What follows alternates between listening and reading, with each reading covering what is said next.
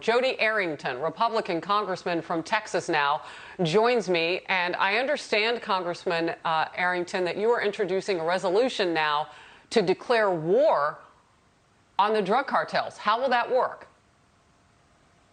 Well, it's laid out very clearly and expressly written into the Constitution. First of all, let's take the preamble. The federal government's first and most important job is to provide for the common defense and domestic tranquility. Not happening, chaos, disaster, crisis at the border. Next, you have a president who swears an oath to faithfully execute the laws of the land. That's Article 2.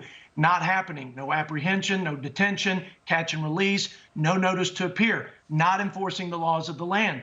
And then you have Article 4 that says that the government will provide the sovereign states a republic and protect them against invasions. That's not happening. And that's why you have Article 1, Section 10 that says when the federal government has failed to do its job to defend the border, protect its citizens, then it is the sovereign power and right inherently of the states to defend itself and their citizens.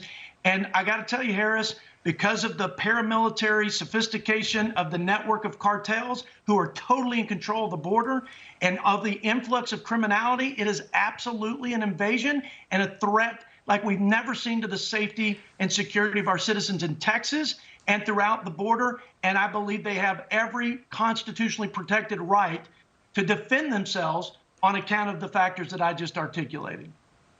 So I'm wondering how the federal government isn't going to get involved in, because I don't know if you heard just moments ago, I mean, Border Patrol, law enforcement down on the border right now they're overwhelmed. They're outnumbered, as I like to say. I mean, they need the feds' help. They're asking for feds' help. And now there is a need, as you say, to fight back on these very sophisticated militaristic drug cartels. Do you think you'll get that kind of help at the border to fight them off? Well, I think Texans and other border states are doing everything they can with the restrictions they have jurisdictionally. That is, we're spending billions of dollars in Texas just to come alongside of Border Patrol agents and ICE agents, but we're deferring to a very defunct set of federal law enforcement because they've been hamstrung by the Biden administration. So there's effectively lawlessness and chaos. And Texas, the only way border states can step up and fill that gap is by exercising that sovereign right and power. Again, very expressly written in the Constitution. And I think we're way beyond that threshold. And it's driven by the failure of the federal government, number one, and it's empowered by the cartels on the other side of the border, and why you're seeing the exponential increase in drugs, human smuggling, and other criminal elements. Congressman Arrington, some might look at this and say, well, a resolution, it might not have teeth. But when you mention other states, are you saying that they're jumping onto, might you have a coalition now to make the case for war on drug cartels? It's on. Let me tell you, we are affirming this at the federal level, that this is, in fact, the constitutional right and power of these sovereign states. That's what we're doing, affirming it.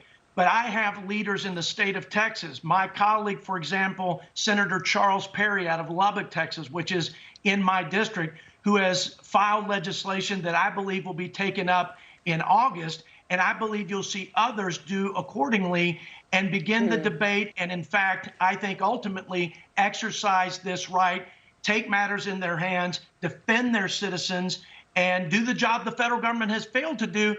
And come what may, because you might get an injunction, might go through the courts, probably will, may go all the way to the Supreme Court. But I think all the legitimate rights are there for these states to execute this.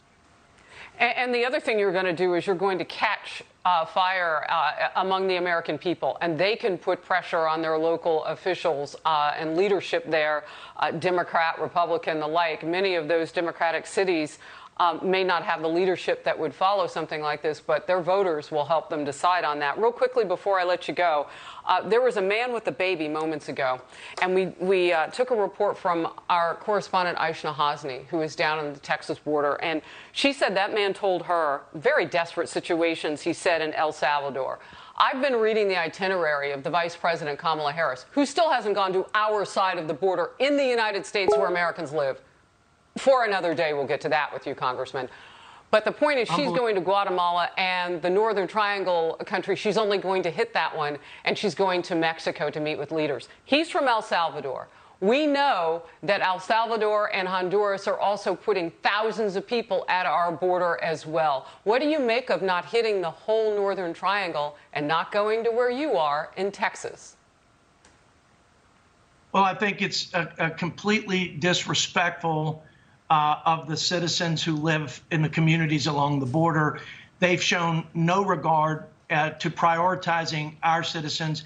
It really is a joke. You've got to stop the bleeding. We know that there's a direct cause and effect from the Biden policies for Kamala Harris and this president not to have a press conference and address it, for them not to own it and take responsibility, call it what it is, and it is a crisis. It is unthinkable. It's why I believe there's a constitutional crisis and a real extenuating circumstance for the states to step up, and state leaders along the border, I believe, for the sake of their citizens and for the quality of life that's just being trashed by what's coming across, and namely the drugs that are killing people. They seized 6,000 pounds of fentanyl this year. That's more than all of last year, and that's enough to kill every American 4 times over. That's what we're up against, pushed by paramilitary narco terrorists, and we've got to stop it. Congressman, former President Trump did agreements with those countries in the Northern Triangle. And it's imperative, if you're going to do what the Vice President says as well, get to the root cause. You might want to go to places like Arizona and Texas, the like, and all of the Northern Triangle countries. Thank you so much for joining me. A lot of detail. And please keep us apprised on the resolution as you move along. Good to see you, Congressman. You too.